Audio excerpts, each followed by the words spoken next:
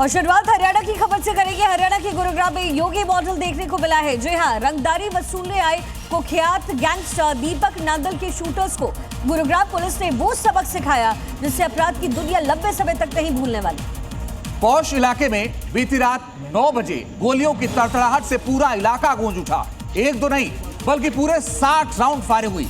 रंगदारी के लिए फायरिंग करने आए बदमाशों को जब पुलिस ने घेरा तो उन्होंने सरेंडर करने की बजाय पुलिस पर गोलियां दाग दी। फिर क्या था, पुलिस ने भी आत्मरक्षा में वो जवाब दिया कि 4 शूटर वहीं ढेर हो गए, जबकि एक की जिंदगी इस समय मौत के बीच में झूल रही है। अस्पताल में उसे एडमिट करवाया गया है। तो ये पूरी घटना है गुरुग्राम की, और गुरुग्राम में क्राइम ब्रांच की टीम ने दीपक नांदल गैंग के 4 बदमाशों को एनकाउंटर में ढेर किया। पुलिस मुठभेड़ में मारे गए सभी 4 बदमाश दीपक नांदल गैंग से जुड़े हुए बताए जा रहे हैं। पुलिस के मुताबिक सुशांत लोक ब्लॉक ए में बदमाशों ने प्रॉपर्टी डीलर विशाल बेरी को उन्हीं के घर में बंधक बनाया था। विशाल के पिता गुरुग्राम की एसजीटी यूनिवर्सिटी के संस्थापक हैं। बदमाशों ने विशाल से कई करोड़ रुपए की रंगदारी मांगी थी। दीपक नांदल विदेश से अपना गैंग चलाता है। बदमाशों के पास से ऑटोमेटिक हथियार बरामद किए गए हैं। इस पूरे मुठभेड़ में 3 पुलिसकर्मी भी घायल हुए हैं। ये बड़ी जानकारी। गुरुग्राम में क्राइम ब्रांच की टीम ने दीपक नांदल गैंग के 4 बदमाशों को एनकाउंटर में ढेर किया। गुरुग्राम में एनकाउंटर हुआ है। नांदल गैंग के 4 शूटर वहीं पर ढेर किए गए और एक शूटर घायल है जिसका अस्पताल में समय इलाज चल रहा है। पुलिस मुठभेड़ में मारे गए सभी 4 बदमाश दीपक नांदल गैंग से जुड़े हुए हैं। पुलिस के मुताबिक सुशांत लोक ब्लॉक ए की घटना है, जहां पर बदमाशों ने प्रॉपर्टी डीलर विशाल बेरी को उन्हीं के घर में बंधक बनाया। विशाल के पिता गुरुग्राम की एसजीटी यूनिवर्सिटी के संस्थापक हैं। जी हां, बदमाशों ने विशाल से कई करोड़ रुपए की रंगदारी मांगी थी। दीपक नांदल विदेश से अपना गैंग चलाता था और बदमाशों के पास से ऑटोमेटिक हथियार बरामद किए गए। इस मुठभेड़ में 3 पुलिसकर्मी भी घायल हुए। लेकिन बड़ी बात यह है कि उन्हीं के घर में बदमाशों ने उनको बंधक बनाया और जहां एनकाउंटर हुआ वहां से हमारे संवाददाता अमित भारद्वाज की रिपोर्ट आपको देखनी चाहिए। मैं इस समय गुरुग्राम में हूँ, हरियाणा के गुरुग्राम में, और ये SHO police station DLF phase 2 Gurugram की गाड़ी खड़ी है और इसके साथ ही डीसीपी की गाड़ी यहाँ पर खड़ी है। अब मसला आपको समझा देते हैं। ये एक पॉश इलाका है और इस इलाके में कल जो है वो एनकाउंटर हुआ है। दीपक नांदल गैंग के जो लोग थे उनके साथ एनकाउंटर हुआ है। 5 जो गैंगस्टर्स थे उनके साथ ये पूरा मामला हुआ है। सर, अब यहाँ अभी मतलब सब कंट्रोल में है, सब सारी इन्वेस्टिगेशन चल रही है। यस, ठीक है, थैंक यू सर। तो ये डीसीपी थे और मैं आपको बता दूं कि इस समय आपको ये जो बैरिकेडिंग दिखाई दे रही है और यहाँ पर जो आपको पुलिस का ये पूरे यहाँ पर आपने ये नाकेबंदी देखी हुई है। यहाँ पर 11:30 बजे कल एनकाउंटर जो है वो शुरू हुआ था, जिसमें 4 कुख्यात गैंगस्टर मारे गए और एक अभी घायल है। उसमें पुलिस वाले भी जो है वो इंजर्ड हुए हैं। आपको मैं पूरी तस्वीरों में दिखा देता हूँ। मेरे वीडियो जर्नलिस्ट राहुल आपको ये तस्वीरें दिखा रहे हैं। राहुल, एक तस्वीर यहाँ से दिखाइए।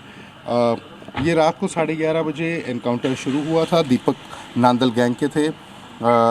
जो एएसपी हैं यहाँ पर, वो वहाँ पर मौके पर पहुँचे थे। आपको बता दें कि ये इस गैंग से मुठभेड़ हुई थी। दोनों तरफ से करीब 20 राउंड जो हैं वो चले थे और जिनमें कि 4 गैंगस्टर्स की मौत हो चुकी है। अभी डिटेल्स इनकी मिल रही हैं।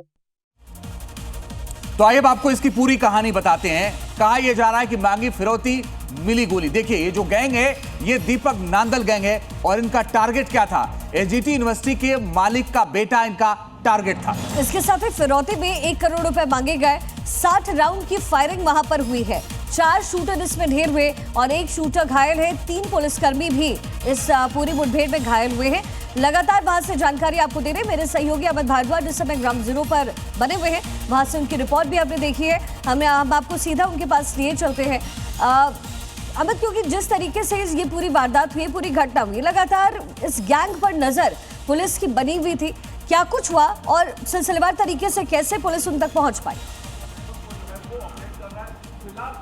देखिए, मैं आपको पहले एक चीज़ बता दूं कि यहाँ गुरुग्राम में जिस इलाके में मैं हूँ, सुशांत लोक में, वहाँ पर अरबों खरबों पति रहते हैं, लेकिन वो फिर भी सुरक्षित नहीं है। पुलिस को कल पीसीआर से कॉल आता है, यहाँ ऑलरेडी गोलियां चल रही होती हैं, दोनों तरफ से घेरा जाता है और फिर उसमें 4 गैंगस्टर मारे जाते हैं और एक घायल है और जिसमें 3 पुलिस वाले एएसआई समेत जो हैं वो भी जख्मी हैं। अभी आपको तस्वीरों में दिखाता हूँ। यहाँ पर इतने पॉश इलाके में भी लोग सुरक्षित नहीं है और यहाँ अरबों खरबोपति रहते हैं, करोड़पति नहीं अरबों खरबोपति। ये देखिए सामने आपको तस्वीर दिखाई देगी, वो जहाँ पर बिल्कुल एक सर्कल बना होगा सीढ़ी के बिल्कुल साथ फर्स्ट फ्लोर पर, वहाँ पर गोली के निशान आपको दिखेंगे। उसके साथ ही जो वहाँ पर मिरर है, वो शीशा है पूरा, वो वहाँ पर भी जो है गोलियों के निशान हैं। तो यहाँ पर करीब करीब 60 राउंड फायर हुए हैं, ऐसे हमें अभी आकर पता लगा है। हमने जो इन्फॉर्मेशन पुलिस अधिकारियों से ली है, अभी पुलिस के अधिकारी वहीं बैठे हुए हैं।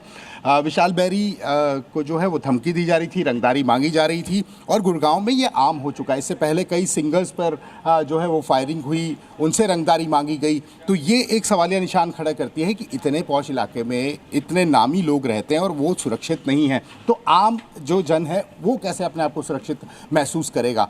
कल अगर इन्फॉर्मेशन टाइम पे नहीं आती तो यहाँ पर जिस तरह से इस इलाके में हर जगह बैरिकेडिंग है, आप बिना जो है अपना नाम पता बताए यहाँ अंदर आ नहीं सकते और उनको एक्सेस मिल गया। वो यहाँ पर पहुँचे भी स्कॉर्पियो गाड़ी में और यहाँ पर आकर लगातार फायरिंग भी यहाँ चलती रही। ऑटोमेटिक वेपन्स जो है उनसे रिकवर किए गए हैं, कई राउंड कारतूस यहाँ पर चलाए गए और लाइव कार्ट्रिजेस भी जो है पुलिस ने बरामद की है। काफ़ी देर मुठभेड़ चली, 11:30 बजे ये मुठभेड़ शुरू हो गई थी। तो ये सवाल एक खड़ा होता है और ये हमको पूछना भी चाहिए सवाल कि यहाँ पर इतने नामी लोग रहते हैं, इतना सुरक्षित एरिया ये बनाया गया, फिर भी यहाँ गैंगस्टर घुसते हैं, किसी से भी रंगदारी मांगते हैं और यहाँ फायरिंग करते हैं। तो ये एक सवाल ज़रूर खड़ा हुआ है। दीपक नांदल के बारे में आपको मैं बता देता हूँ, लगातार उसका नाम जुड़ता रहा है कई गैंगस्टरों से भी और उसके अपने गुर्गे भी हैं। उसने अपना एक गैंग बनाया और इसी तरह के रंगदारी के काम करता है। हालांकि अब्रॉड में वो रहता है, किस देश में इस समय है, क्या लोकेशन है, उसकी जानकारी अभी जो है वो जांच एजेंसियां ले रही हैं, क्योंकि उसका नाम यहाँ गुड़गांव में इस तरह से करना तो ये याद दिलाता है कि मुंबई में जो कई दशकों पहले जो स्थिति थी वो अब यहाँ बनती हुई बिल्कुल नजर आ रही है। अमित, आप नजर तो ये बना के एक रखिएगा, सवाल खड़ा आगे होता है। लगातार आपसे अपडेट लेते